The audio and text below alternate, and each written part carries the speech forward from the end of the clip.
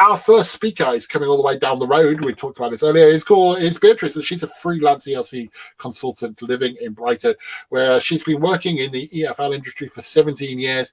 And in that time, she's been a teacher, a director of studies, a teacher trainer, a researcher, a guest speaker, a mentor, and has written negotiated syllabi and bespoke courses for teachers and students all over the world. Recently, Bea has taken a step back from managing teams of over 50 teachers to solely focus on her true passion, teacher development, as she believes a supporting teacher is the catalyst for a better education for all. Fine words. Now, hopefully, she's going to reappear. There she is. Hi. Thank you for giving me a minor panic. Sorry. That's all right. And so, starting block 2, hand over to Beatrice. It's all yours. Thank you. Thanks so much for the introduction. And thanks for having me. I'm really excited to be here today. And I want to thank you, first of all, for spending a precious hour of your time watching this session. I hope you find it insightful. I'm going to be talking about grammar teams and huddles, which is a way to teach grammar with your students. You might be doing some of this already with your students, or it might be something completely new to you. But before we start, I'd just like to find out and run a quick poll. So I'd just like to find out, what context are we mostly teaching at the moment? Is it primary, secondary, higher or further education, or adult education? If you could complete that poll, and hopefully we can get some results. So let's see. Nothing's happening on my screen. I'm not sure if that's right. Well, okay, so if we go back to the slides. Oh. Okay, great, thank you. While the poll's running, I tell you what, so I'm going to tell you a short story. And this story is actually about my experiences of learning grammar and teaching it. When I was 16 years old, I moved to Peru to live there and to continue my studies. I went to a great bilingual school, but there was one problem. I didn't really speak Spanish. So the school provided me with one-to-one Spanish lessons with a wonderful teacher, and I really enjoyed my lessons. We had great chats. I read some short stories that I'll never forget. But whenever we came to the grammar lessons, I went from that enthusiastic and energetic student to a moaning and groaning teenager. The grammar lessons were what I would call fairly traditional. There was an explanation of the grammar point, and then we would have some control practice and some freer practice. When we were going through the explanation, more often than not, I found myself just nodding and kind of hoping that I was understanding what was going on. And then we get to the control practice, and usually I ended up just guessing the answers. So fast forward 15 years. And now I'm no longer a student of Spanish, but I'm a teacher of English, and I'm living in Brighton in the UK, and I'm standing in front of 16 teenagers. It's a bright summer's day. Brighton, the city, is buzzing with excitement, and these students have travelled from all over the world to come and study English on their holidays. I asked the students to get out their textbooks, open their books at page 54, and lo and behold, they realise that they are going to be studying the present perfect. Their honest reactions, moans and groans, they are teenagers, and then some complaints as well, like, "Teacher, I have done this before," or "Teacher, I know present perfect, I do present perfect before." Some of them were not using it accurately, so they did need help. And this is where the first seeds of grammar huddles and teams were sown. It was where I got the idea, how could I stand in front of my students and ask them to study grammar the way that I had loathed myself? And so I had to think of radical ideas and change my approach to teaching grammar. So that's the story. Let's see if we can go back to the poll. Great. Okay, so great, we've got answers. Okay, so lots of people here today are secondary, but we've got a bit of everything, really. So that's really good. And grammar teams and huddles can actually be adapted for all of these contexts. And so when we go through the webinar today, I will indicate how you might adapt it for certain types of students. So if we could go back to the slides, thank you. Oh. And I'd like to ask you one more question. So if we could open the next poll, please. I'd like to find out if you could relate to the story I just told you, maybe as a language learner or as a teacher, or maybe both. Or maybe you can relate to this story. You can't relate to this story because you love grammar and you can always find great ways of getting your students engaged, which is amazing. So let's have a look at the results of that poll. Oh, that was quick. Fantastic. Okay, so yeah, most people can relate to it either as both a language learner or just as a teacher. And that's great. And there's 1% who cannot relate to it. And that is totally fair enough. I've met some amazing teachers who can make grammar super exciting always. So if we could go back to the slides again, thank you. So that is one of the reasons why you might choose a grammar teams and huddles lesson. You want to engage your students more. There are more reasons why you might choose a grammar teams and huddles lesson. And here are some ideas. So the first point of why you might choose it is, as I'm sure you know, our students are always at different learning points. You might have students in your class who have a really great grasp of the present perfect, and they just need a little bit of help with that accuracy. And in that same class, you might have students who can produce the present perfect, but they don't really know why or how they're using it, or when to use it rather. And then you might have students like myself who was always really demotivated by grammar lessons and was never really engaged in them. And so we have to cater for all of these different learning needs as well as their motivations. The second point is the lifelong learning skills. As I'm sure you are aware, we are not here just to teach the present perfect. If we were, I think robots would be doing it by now, and they're not. And it's because we have to teach language, and language is communication. And so there's so many other skills that we need to be providing opportunities for our students to develop.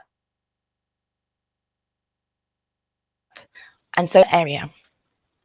And thirdly, I believe that student-driven content is something that can really engage students. You can't do it all the time because it would be exhausting for both you and your students. But when the opportunity arises, I think that allowing your students to create the content in order to learn can be a really empowering process for students. So those are a few more reasons why. And now I'd like to ask you another question. This time, let's see if we can get it going in the chat box. So what is it we need, or students need, in order to learn grammar? If we could make good use of the hive mind, that would be amazing. And hopefully we can answer, we can get a great answer all together. So what do students need in order to learn grammar?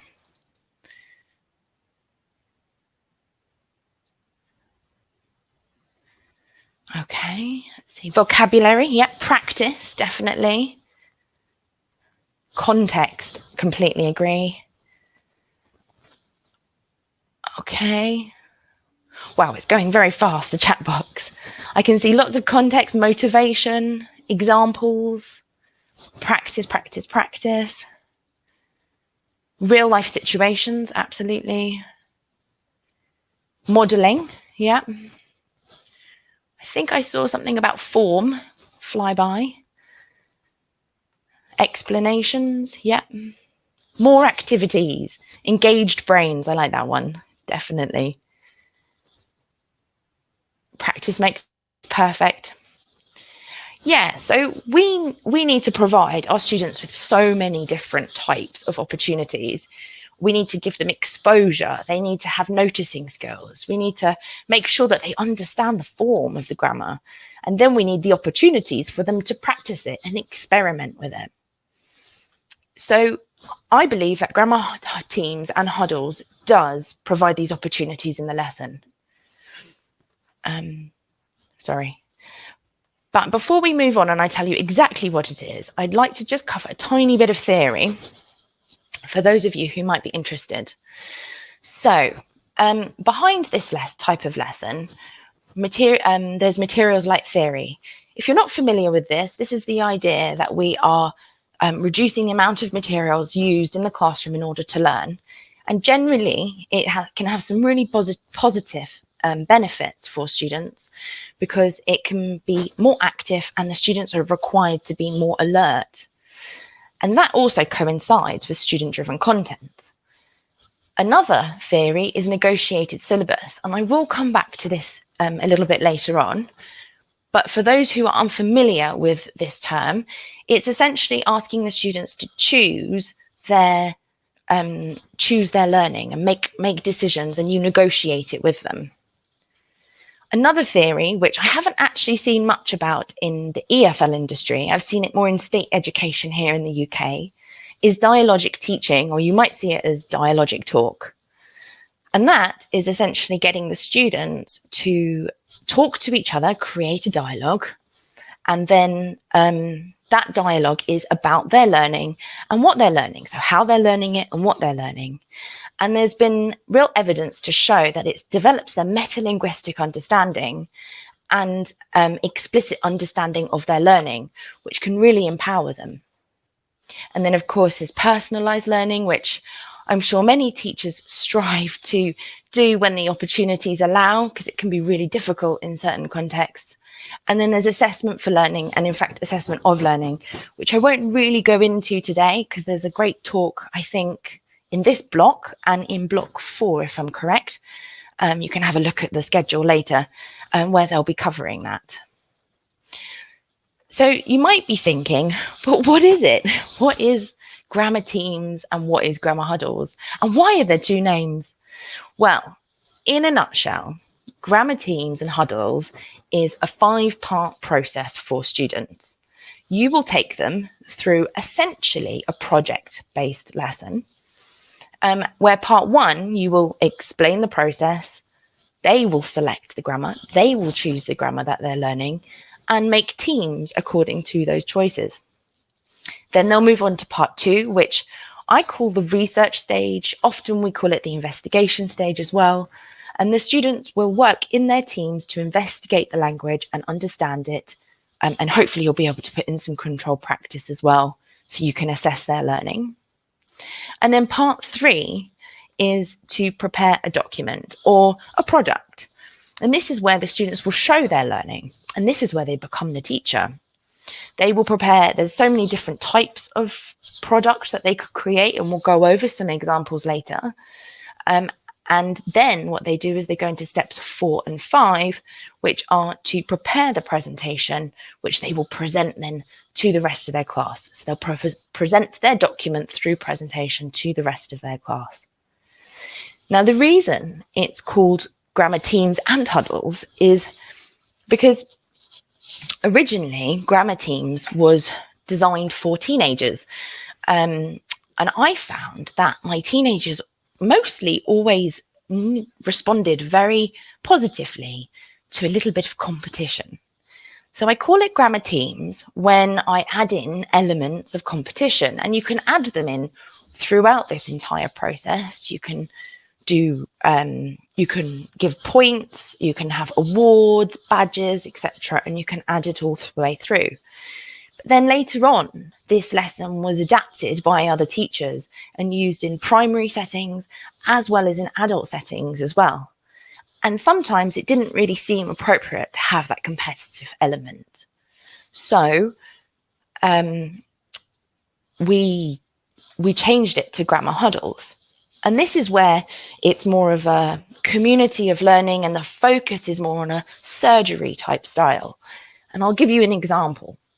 So an IELTS preparation class, for example, of young adults, they are studying for the exam, and they don't really need the competition element. They've got enough motivation to get their grades in their exam.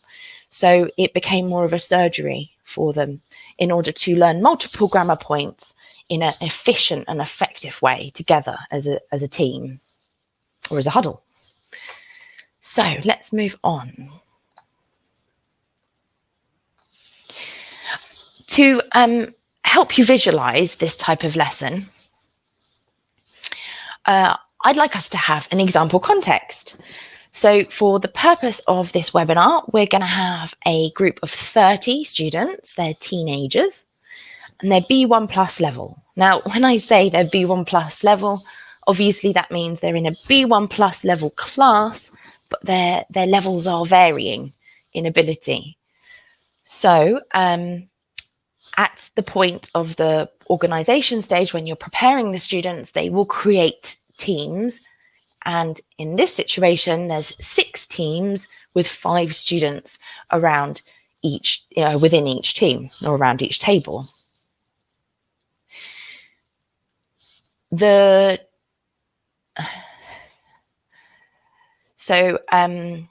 also going to assume with our context, is the students haven't done this type of lesson before. So they're going to need a little bit of training, but they do have some experience giving presentations within their, education in general. So they've done some presentations, but they haven't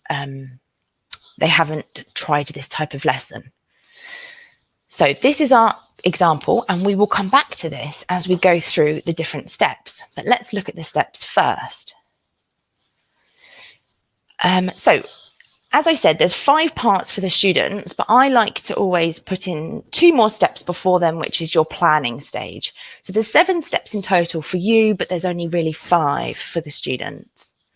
At the end of this talk, I'll also talk about some tips, tricks, and some common pitfalls that I've got from feedback from teachers who've been trained to use this approach, to use this lesson type in the past, and I'll share those with you. And then at the very end, you will be able to get a full lesson plan and download it. So let's start with step 1.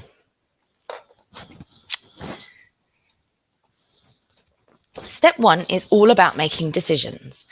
You'll be making 3 decisions, and it's going to be about your situation and you as a teacher first.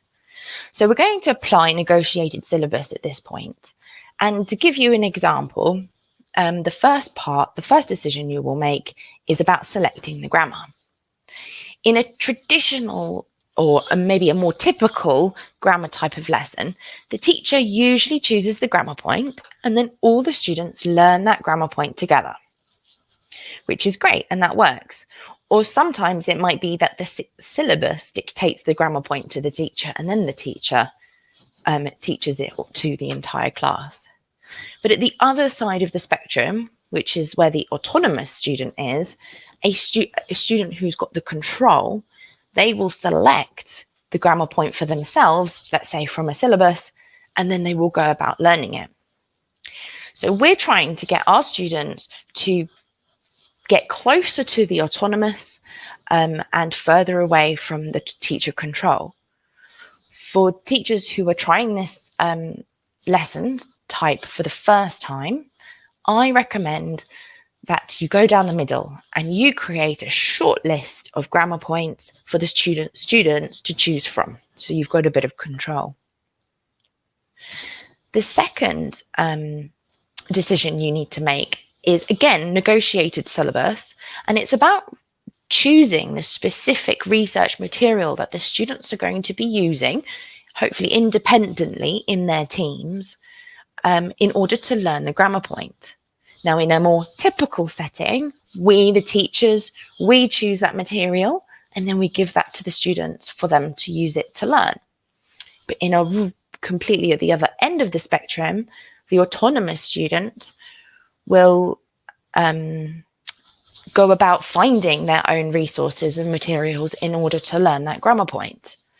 So again, if you're trying this lesson for the first time, I always recommend try a small selection of materials that you have chosen and give those to the students for them to pick from.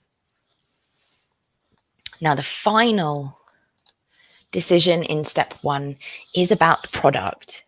So this is the part where the students are going to show their learning, and they're going to be working in their teams and their huddles to create this type of product which will show their learning.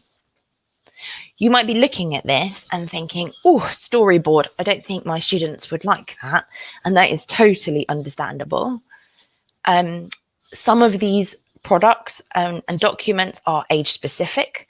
So maybe storyboard is more appropriate for primary students, whereas the how-to guide could work really well for that exam preparation class, because if the students create a small how-to guide in their teams or in their huddles, and then they offer that to their fellow students to help everybody learn multiple grammar points so that they can efficiently learn it and move on and focus on exam study skills instead. I personally like to always add in a role play option for students who are fast finishers. It's lovely to see the language in action and then creating a context that's hopefully relevant to them and then applying that language within that context.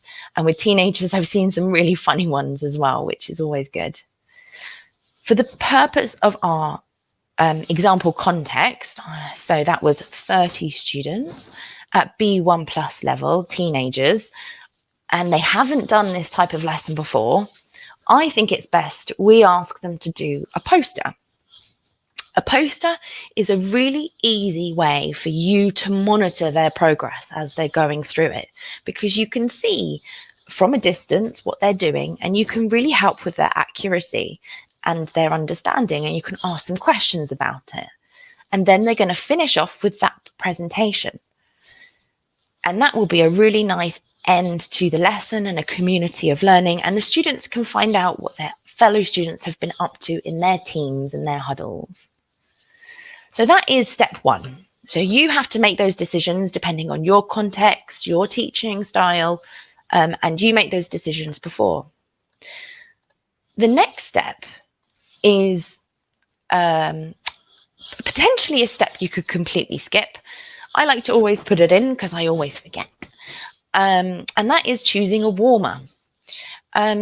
Because of the lesson is going to be predominantly these teams and huddles working together, it can be quite nice to do a general grammar knowledge warmer for the entire class, so that you start the lesson with a big group and then you go into their teams and they do their work, and then they finish with the presentation at the end, which is the whole class again. You probably have loads of ideas yourself, so use them. And there's loads of ideas online. And the lesson plan does have 5 ideas, and it can be a way to make it a bit competitive if that is something that you think your students would like. Another thing you need to have done at this point is obviously have finalized your learning aims if you haven't done it already.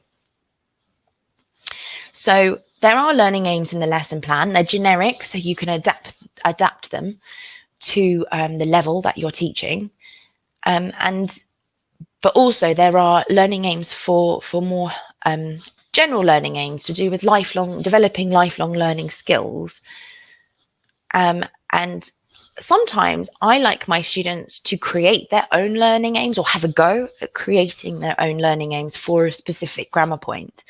It can be really insightful. So if they're at the right level and you think they can do that, that might be a nice way of doing it. And then you have your general learning aims over the top. So you've done all the planning. It's all done. Now we're going to start the project. And this is where you start working with the students. The first part, which is step 3 for the students, but the first part for the students is setting up the project. So if we use our example context again, for example, the 30 teenage students at B1 plus level, I think it's a good idea, because they haven't done it before, is give them a short list of about 10 grammar points that they can choose from, and they individually choose a grammar point each. Then they can form groups according to that grammar point. So a few have selected a second conditional, so they become a team, and then another group has selected the present perfect and they become a team, etc., etc. It might not be that neat when you first do it, but the next activity will hopefully tidy it up a bit for you. So once they've formed their teams and huddles, I will ask the students to explain to their fellow classmates Why did you choose that grammar point? And for some students, this can be a really unusual experience for them because they haven't been asked a question like that before, so specifically about the grammar point. So you can sometimes find it goes a little bit quiet, and that's totally fine. If this is the case, boarding some probing questions can be really helpful. For example, have you studied this grammar point before? Did you find this grammar point difficult in the past? Why do you think it was difficult? Etc., etc. Now, the groups all have these conversations. And then you might find that there's a group of students who've all chosen different grammar points and they form a team.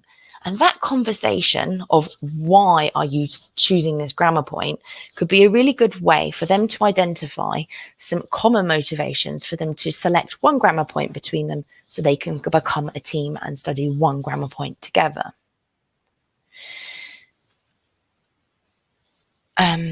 So we've asked the students to identify why they've chosen why they've chosen this grammar point. And this can be a really great source of data for you as a teacher to find out their motivations or lack of motivations, and sometimes their worries or their frustrations when they have learnt a grammar point in the past. But also the next point in this step is really to tell the students why they're going to learn grammar this way on this particular day and explain how they're going to do it. So that, I think, is really important to get the students on board and to get them understanding. So let's go back to our example context. So we've got our 30 teenage students at B1 plus level. They've formed their teams. You can see that there's multiple grammar points going on.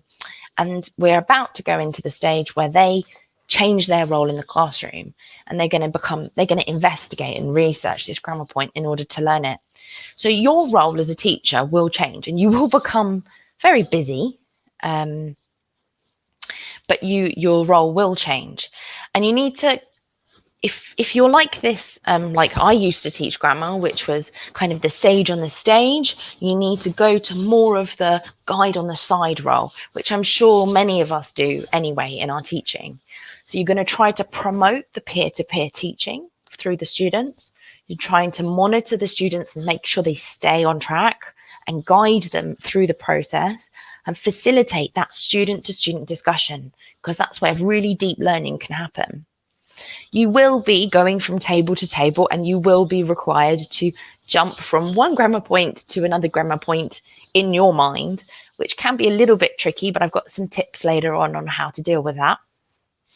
And also you're about to go into the research stage. So this might be a great opportunity for you to give out the learning materials. I'm sure you've got so many learning material ideas of your own if you've been teaching for a long time. So use those, dip into your resources. But for those who are maybe a bit newer to teaching, there's loads of links on YouTube, which usually have age-specific grammar videos, and they're usually quite short. Then there's the self-study grammar books, which I personally really like for this type of lesson. And then there's obviously links to websites, and I think Oxford has one too, where they've got some really great activities there that give that instant feedback that you really want. The students will want in order to move forward. And then there's grammar sections in the textbook. If you're required to use a course book in your lessons, then more often than not, there is a grammar section in most textbooks. And that could be really good because you're keeping in line with the syllabus, which is the textbook, and that is aligned with the syllabus. But you're also trying this other way of teaching grammar, which hopefully your students will be really motivated to do. So we're at that stage. The students are going to start the research. And this is where you take a step back. You're going to be busy, but you're going to take a step back if you haven't already. And hopefully they will take charge of their learning. And that is the idea. So the students will complete the research. Let's use our example again. So those 30 students we're going to give them, we're not going to give them choice because it's their first time. So we're just going to give them a book from the library, or books from the library, which is a self-study grammar book, and it's got the explanation of the grammar on one side, and then it's got that control practice on the other side. And they're going to read the explanation as a team and try to understand it together, and then they're going to try and complete that control practice as a team to also try to understand it together. And you can monitor and ask them concept checking questions. You can check that their answers are right as you go round. You'll be very busy, and then if they're not, you can point them back in the right direction. So that is step 4. Now, so far, the students have chosen their grammar point. They've done some research. They've done some control practice. So at this point, the dynamics and the flow of the lesson can change. And for those more creative students, this can be a really great opportunity for them because they're going to prepare their product. For our example context, I think we chose a poster. So the students are all going to create a poster. Because they haven't done this lesson before, I'm going to really scaffold it for them.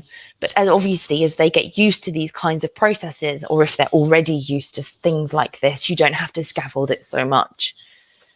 And then I'm going to give them some criteria. So they're going to have to, first of all, on their poster, give a context. They're going to have to give a context for the grammar. Then I want them to show the form, the rules and any exceptions if that applies, and then they need to provide 2 to 3 example sentences of the grammar in use but personalized specifically to them and their classmates. And finally, they will, if a grammar point requires a bit of pronunciation help as well, the students could provide a pronunciation tip for their fellow classmates on their poster, but only if it's applicable. So this stage, you will be going around and you'll be looking at these posters that they're designing. I once had a teacher who trained to do this and was trying it out. And the day that they went to prepare the product, there was no paper and there was no technology in the classroom. It was a bit of a hiccup. And he told me that he had to obviously think on his feet. The students were prepared. They knew what they were expecting this lesson. So he had to think on his feet, and he asked all the students to design a draft of the product, of the poster, in their notebooks. And then he allocated an extra minute or 2 before each presentation so the students could walk up to the whiteboard, redraw their poster on the board very quickly, and then they could present it to the rest of the class. And I thought that was a really great way of getting around some material and technological issues that might happen when you're teaching, which I'm sure we're all familiar with at certain points in our career. So they've finished the product, and now they are going to prepare the presentation. Depending on your time constraints, I know that some teachers have very little time with their students, and this can be really difficult, but you can set a lot of these bits of the lesson as homework. Alternatively, you can do short little bits of this. You can do short little bits throughout multiple lessons, so you're not just spending a whole chunk of time on this type of lesson. You can break it up over the course of weeks, really, and this would. But ultimately, they will need to have a little bit of time, whether it's in class or at home, preparing their presentation.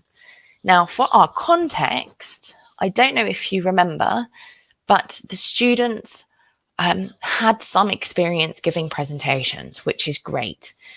In the lesson plan, if you find your students aren't familiar with giving presentations, there's a few guiding questions in the lesson plan that you could give to your students, which could help them. And then there's loads of rubrics online, presentation rubrics online, which can be really helpful as well. So always good to look those up. So I'm going to suggest we provide scaffolding, and I'm also going to give them a criteria. So the criteria for these presentations is that all the students have to speak at some point in the presentation. The students need to plan how they're going to present the information. So that would be maybe a development point within presentation skills and not so much with the grammar point. And then the students need to plan a participation idea. Now, because it's a grammar teams lesson, this is where I'm going to add in bonus points. If the students can think of a way to include audience participation in their presentation and they do it, they'll get a bonus point, which is a really great way to keep the whole class engaged and also motivate them to try that little bit harder in their presentation skills. And then, of course, give them a bit of time to practice their presentations. So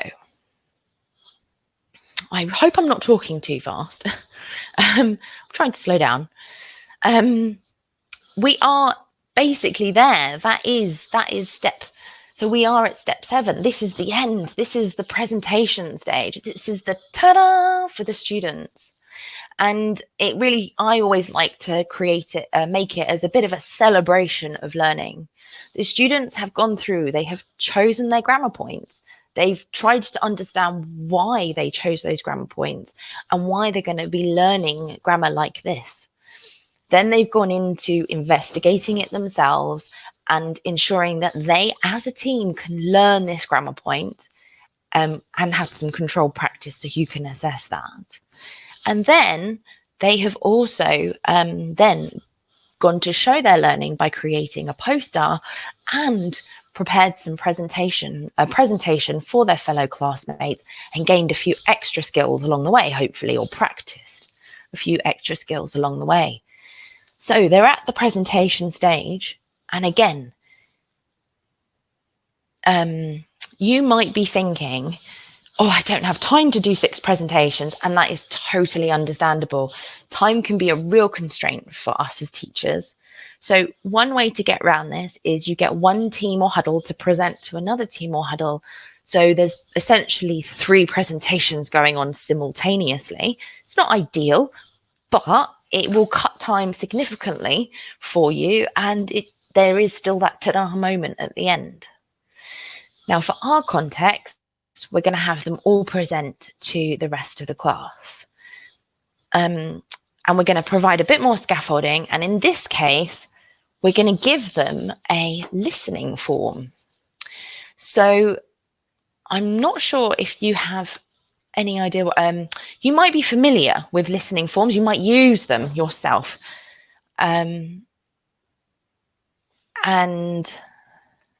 so yes, you might use them yourself. There is some listening forms in the lesson plan for you to look at, but essentially you're asking the students as a team to answer the 4 questions that I've given on this slide.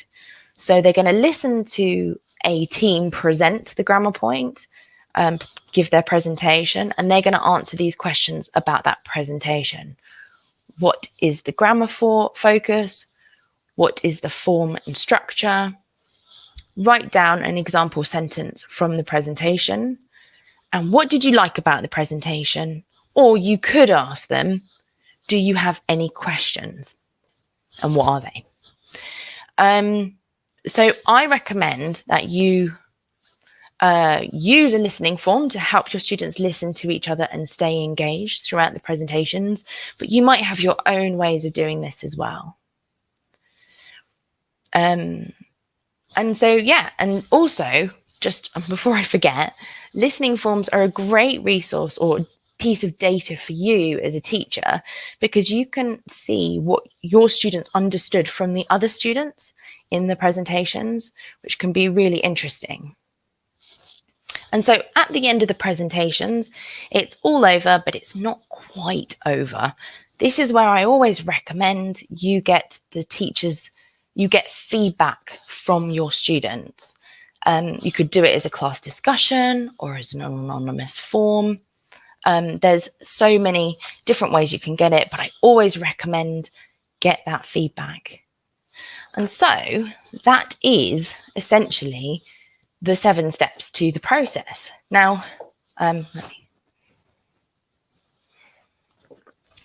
before we move on, I just want to point out that you might be doing a lot of this already, and that's fantastic. And I just hope that you're using this, maybe this is a springboard for more ideas for you as a teacher, or you might be feeling that you could try this 7-step process, and that's great as well. I have trained a lot of teachers to use this approach, and over the years, I have got some really valuable feedback from them. So there were 2 main themes from the feedback from the teachers. And the first one was about getting the students on board, which is really important, and actually other stakeholders as well. And the other theme was about your teaching style. So I'll get to the teaching style in a minute, and we'll go over the getting the students on board. So I always think it's important to, first of all, explain why you're asking the students to do something like this, and then how they're going to do it. And if you include them in those the decision making of their learning, such as a simple choosing a grammar point, it can be really empowering for the students, and it can really engage them. And of course, you need to take time to train your students. This could be a really new process for your students. And so giving that little bit of time would be potentially really helpful for them. And of course, changing your role as a teacher, you might be changing your role. You might already facilitate and guide. I think most teachers do. But becoming only the facilitator and the guide is really key in this session, because we're trying to get the students to essentially become the teacher within their team. So they're going to teach themselves. And so guide on the side is really helpful for them. And again, it can be really empowering. And as I said earlier, get feedback from the students. It won't only preempt issues in the future for lessons like this, but it'll also inform your planning and your teaching as a whole. So don't be scared to ask the questions and get that feedback, because it can really help you. And finally, have fun. This whole lesson was, the whole idea of this lesson was because we weren't having fun learning the present perfect. So try to have fun with your students, and hopefully they'll be on board with you all the way through. And then the other theme from the feedback from teachers over the years was to do with teaching style. So teaching style is, I can give you a 7-step process, and it might not fit you, and that's completely understandable. So trying to work out how you could use maybe bits of a Grammar Teams and Huddles lesson might be better suited to your teaching style and your needs than actually trying the 7-step process. But whatever you do, I always suggest start simple. And if you do choose to do the process and you're going to teach multiple grammar points simultaneously, I always recommend trying just 2 or 3 grammar points within a class at the same time, just to start off with. Personally, I don't go above 5 because of the mental gymnastics required. I need to preserve my brain for later, for my other students in my timetable later on in that day. And also, if you are going to try a lesson like this, I really recommend the post and the presentation, because it's so easy to monitor it from a distance. And so you're not interrupting that dialogic talk that is so rich and can really change the dynamics of students and their focus on learning in general in the future. And again, always work to your strengths. I think that is the most important thing. If you don't feel comfortable having students choosing grammar points, then don't. That's totally fine. If you want to focus on a part of your professional development that you've pinpointed, for example, classroom management, you've pinpointed that you want to focus a bit on that, then you could use a lesson like this to make decisions about the class groups that you create, to analyze those decisions and the dynamics that are going on. And finally, I always say build on your experience. You will find that you can change loads of different parts of this lesson, and ultimately grammar teams and huddles lesson shouldn't really be what it says it is. It should become your own thing and your own teaching and your own style, but building on your experience and trying it again would be really good for you. So I've flown through this because I was a bit worried about the timings, but before we move on to the summary, I would really like to ask you guys another question. So let's just take a moment and think about your context, okay? Are you teaching primary or secondary or higher or further education, or maybe adult education? And how could you use grammar teams and huddles in your context? Maybe you can think of a specific group of students you're teaching at the moment. Are there barriers coming to mind that maybe you might feel are an issue for when you teach a lesson like this? So have a go in the chat box. If anyone wants to tell me of maybe a potential barrier that is coming to mind, that would be great.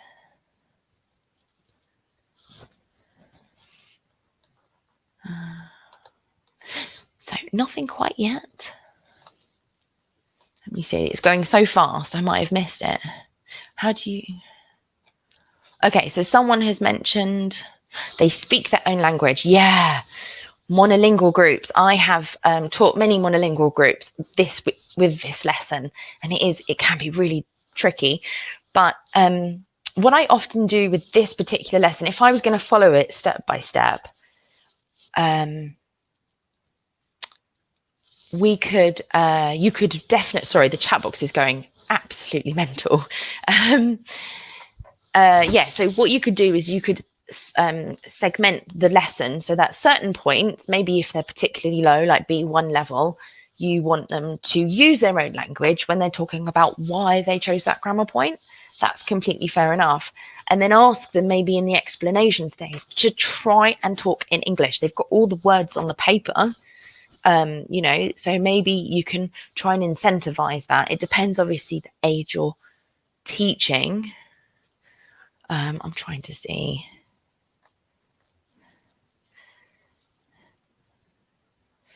Okay. Yep. So different levels. Okay, so different levels. Does anyone have any ideas of how we could, as a potential barrier, how we could work out the different levels in the class, how we could help them?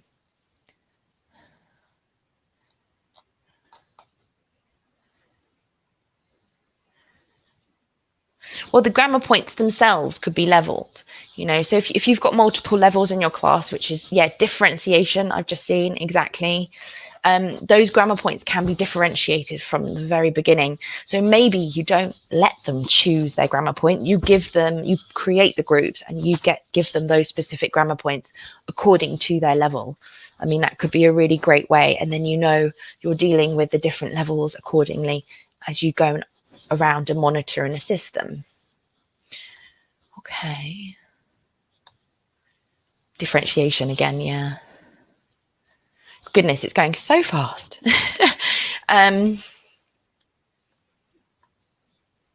Okay, great. So, I think, everybody's answering it. It's amazing. It's great. There's so many ideas there. Music and lyrics. Yeah, absolutely. Wow. Yeah, this is great. One barrier could be having a lesson after a PE lesson. Yeah, too tired. And that's another thing. So maybe not doing a grammar teams and huddles lesson in one chunk, because that could potentially be really exhausting. So maybe just doing a bit over the course of a few lessons, doing bits of it might be easier for them, especially after a PE lesson. I'm going to move on now.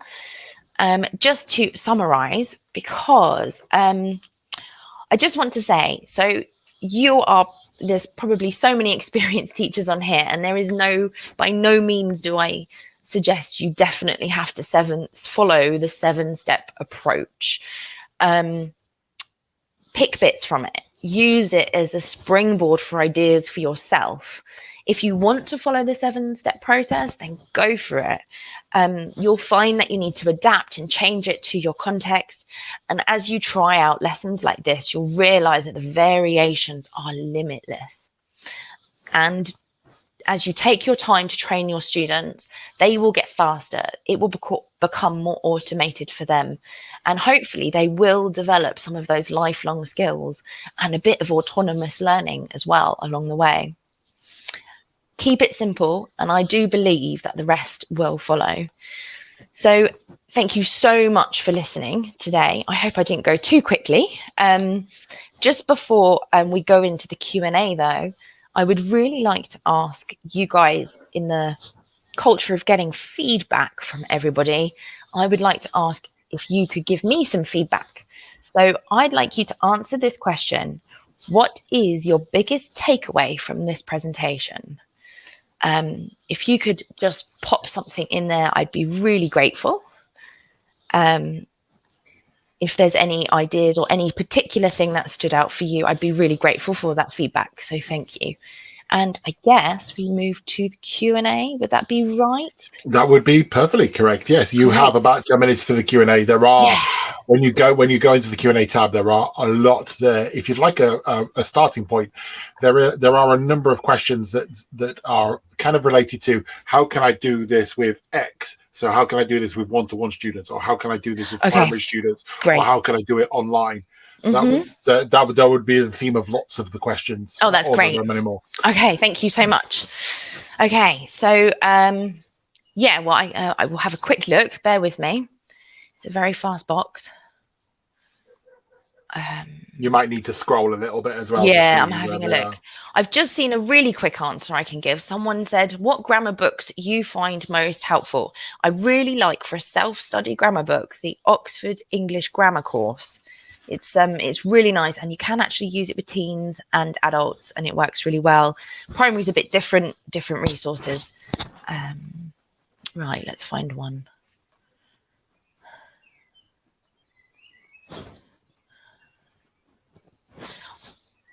I can't see any about the online. Okay, online video, online lesson. How could you do this with an online lesson? I think I found, yeah. So yeah, it will be a little bit different. I would make good use of breakout rooms and collaborative tools such as whiteboards, online whiteboards, or sticky boards. I don't know if that's the right term. I've forgotten it. But I would make good use of that so that they are creating things within their own little breakout rooms and you're popping in and out. If you use things, a tool where they can collaborate on their own boards independently, you can actually be monitoring that quite nicely rather than constantly interrupting those breakout rooms while they're working on it. Again, you might need to provide some of that material or those links for the actual research stage. So you might need to set up each board for the various groups before the lesson. So you might need to stagger your lessons over, or this grammar teams and huddles lessons over several lessons so you can prepare each stage for them. So yeah, it would probably have to change slightly. Primary school learners. Okay, so how would you adapt this approach for primary school learners as it is explicit grammar teaching?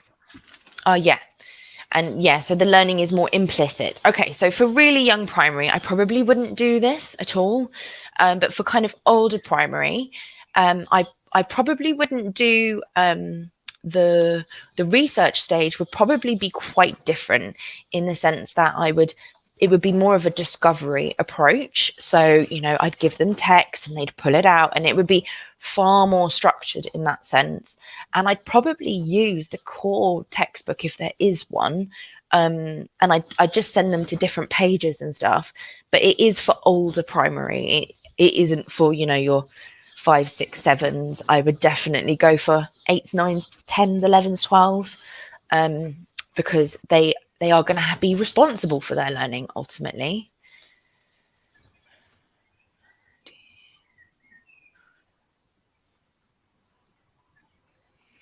Okay, there's so many questions and it's moving so fast. Can you apply this concept for one-on-one lessons? I've never seen it done before, but maybe you could use definitely parts of this and set parts of it for homework for the students, for that student. But ultimately, you really want them to be having that dialogue peer to peer. So that can be quite tricky. If anyone else has got ideas for one-to-one, maybe pop them in the chat box, because that would be really helpful. That would be great.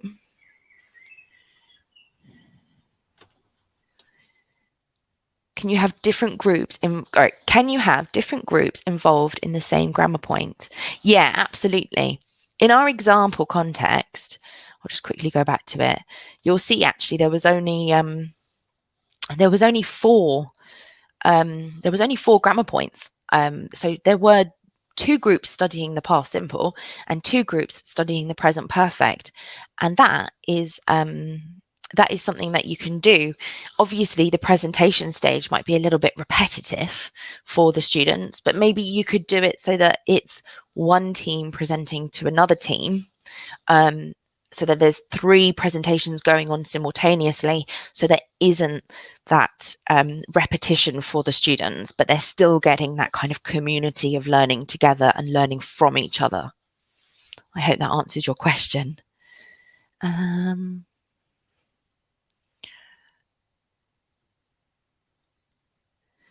Someone's asked about younger learners. I think I've given that. Beginners, I wouldn't use this approach for anything lower than B1. B1 up all the way up to C1, C2 is totally fine, but A1, A2, it doesn't really work. You'd have to really scaffold it, and if it's a monolingual group, you definitely have to rely on their own languages if you wanted to create that discussion.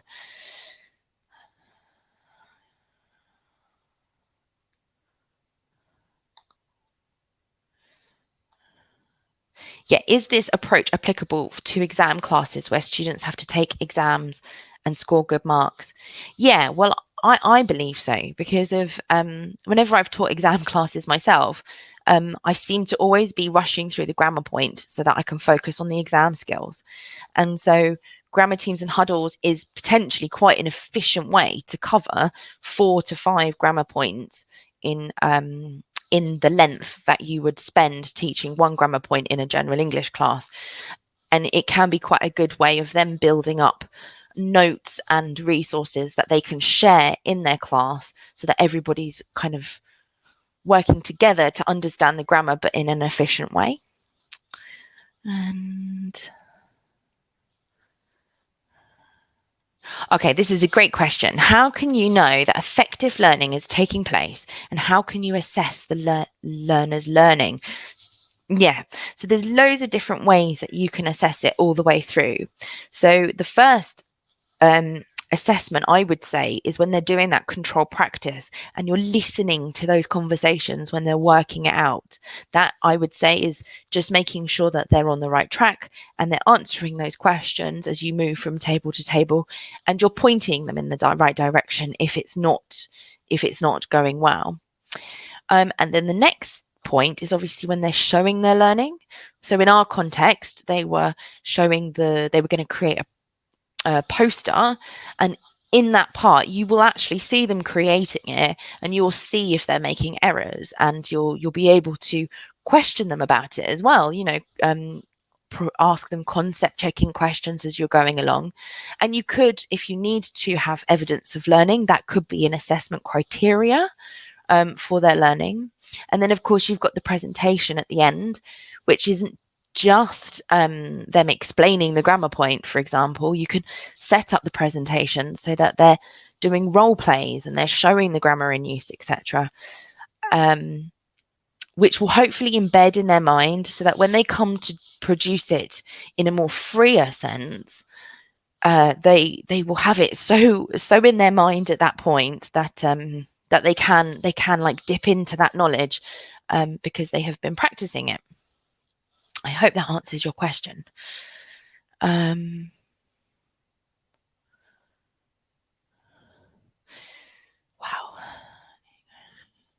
How do you encourage students to overcome shyness and stage fright? Yeah, so I've taught groups of students who really didn't like the presentation stage, and you don't have to do it. I think that's one of the important points. Now, I think overcoming shyness and stage fright in general is a much bigger thing that you need to deal with throughout their teaching and their learning. And I don't think you could do it just in a grammar huddles lesson, but maybe doing it one group to another group, those presentations, so it's not to the whole class, might feel less intimidating for the students. And, you know, at least they get to practice their presentation skills. Yeah, so that could be one way of doing it and reducing their anxieties, essentially. Do they have to work together outside the classroom? Is that a possibility in order to limit the time constraints? Yes, absolutely. If you trust your students to do this, you can set it up so that the poster is homework, for example, creating the poster. You give them the criteria. I always like to show an example so they've got an idea of what it would look like. But they can obviously choose their own. I generally tend to keep it with teens and adults text-based. Oh, I think we've run out of time. And or maybe an infographic, and that could be one way of cutting down the time at loads.